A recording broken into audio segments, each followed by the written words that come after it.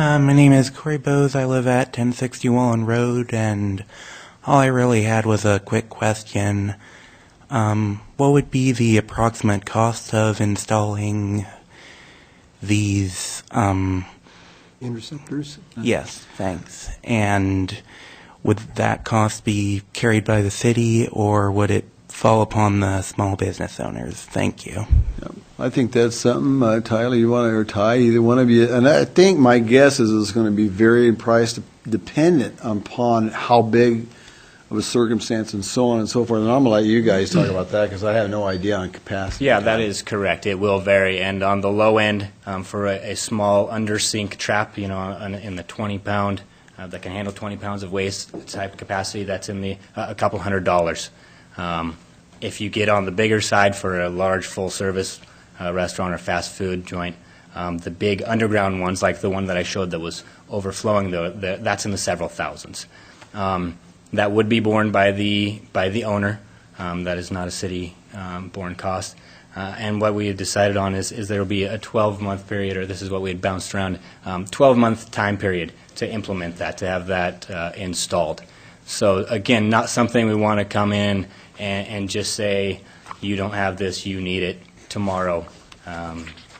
Get to it. So I'll make a point on that too. There are some facilities in this town that already have inceptors. They're called grease traps. For example, Safeway, they've had one for 40 years that I know of. Was that in the old store where the co-op is now, and in the store when it was built in 1978 at East Side Mall, because I was the manager there, and that thing gets pumped out periodically all the time. But so there, and I'm sure that there's other stores as well and other facilities that have these things now.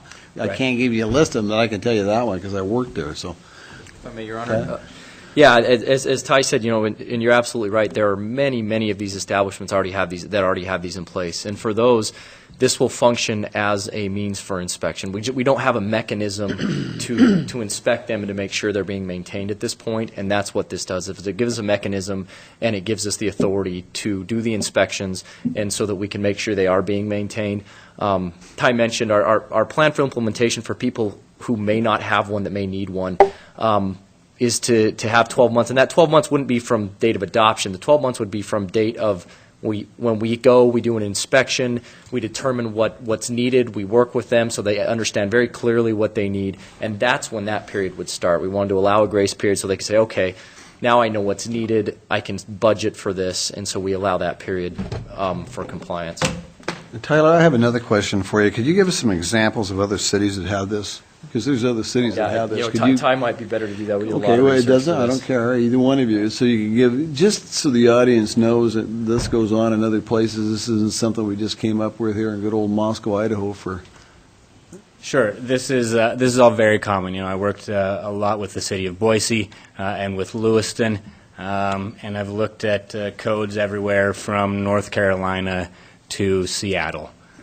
So this is very common. This is not an issue, like you said, that just started here that we came up with. This is all pretty standard industry wide. Okay. Walter, you had your hand up. Yes, sir, Mayor, thank you. Regarding the 12 months to install, when it's determined that a business or a residence needs to install a grease trap or a grease interceptor, the 12-month period, does that need to be codified? Is that a question for Rod? Rod, would you be the one who would? On this, we'd be I talking. think Rod's position is going to be, y'all tell me if you want it codified and I'll write it. Yeah, right now it's a policy position that the city's position is that that's what they're recommending, that it's going to take them is 12 months to go through this. It doesn't say that hard and fast under the black letter of the law. It's Well, just it's not in that's the the way that they're ordinance. going to. Yeah, it's not in the ordinance saying that's 12 days or 12 months. That's just the policy that they're going to do to implement it since it's new. Would that be something that would be at the same time on this booklet, best practice booklet? Would that be something in the best practice booklet that's going to be coming in front of council? That might be the time to put it in there, Gary. It could be. It's a discretionary thing. Typically what you have is you have enabling legislation that allows regulations to be promulgated by the, in this case, it'd be the Public Works Director. The situation you get into with, if you codify something like this, if you have someone who is a big producer of fats, oils, and grease that is causing an issue. The EPA doesn't regulate the fats, oils, and grease except at the wastewater treatment plant. When it's discharged, it can only have 100 parts per million or less. So it's up to us to try and keep these from entering the waste stream. So if you have someone and it's your practice to give them a year to do it, it's up to the enforcing agency to be willing to do that. But if someone, for instance, opens up a business, they're severely impacting the fat, oil, and grease input, you want to be able to move on that more quickly than a year. But if the policy is a year, then it's up to the discretion of the agency to be able to enforce that. So, Good, Walter. so you're recommending that it not be codified? No, I'm recommending that it be discretionary with the agency. Okay.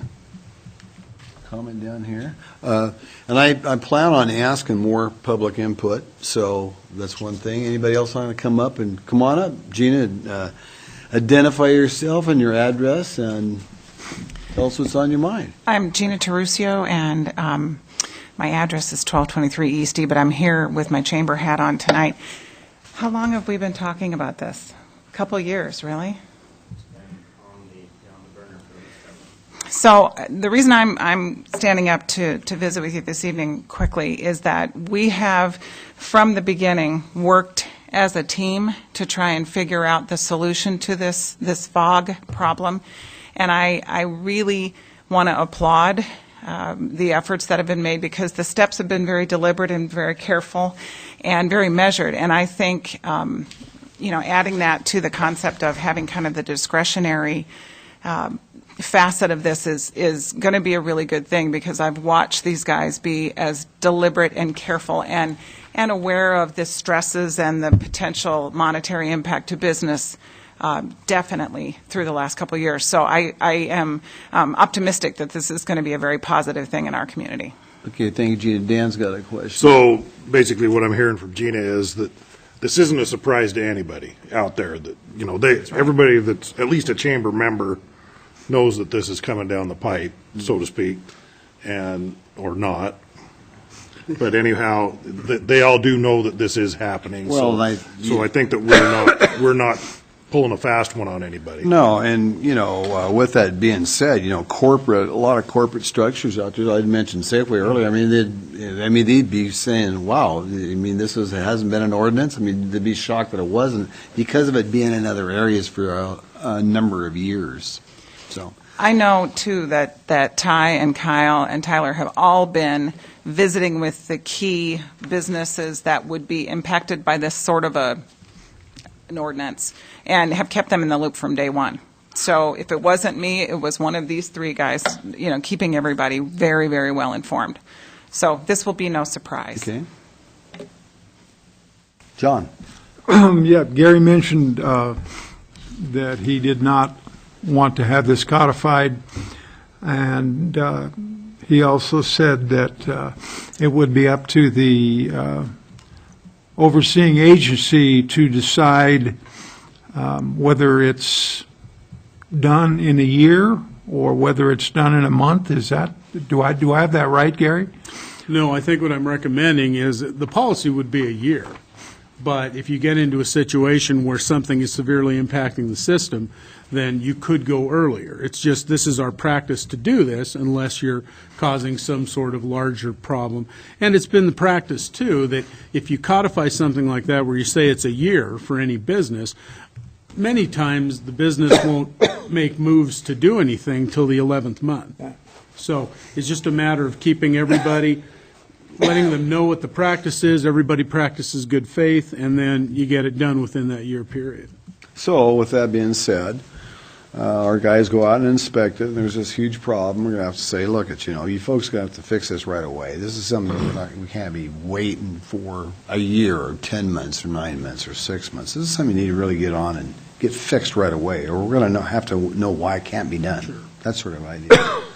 John, did you have other? No, I'm coughing Jim? myself to death here. I think that most businesses that are fat, oil, and grease producers have been required to have a trap for a long time, and most of the problems associated with not maintaining them properly or doing things to get grease through them instead of trying to capture it and pump it out. And I think this will, kind of bring that home, that you can't just have the trap and then never clean it out. You have to maintain it. You have to not put things down because it impacts other people besides just you. So I think it's a good policy, and we probably should approve it. And yes, if you have a trap, they smell.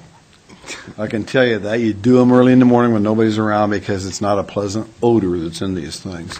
Do I have other folks that would like to come up and talk in front of us that we haven't heard from yet? Okay, I'll move back on to the council. Dan? You know what, I'd like to make a motion, Your Honor, that we approve the ordinance adopting amendments to Moscow City Code Title V, Chapter 3, under suspension of the rules requiring 3 complete and separate readings, and that it be read by title and published by summary. Second that motion.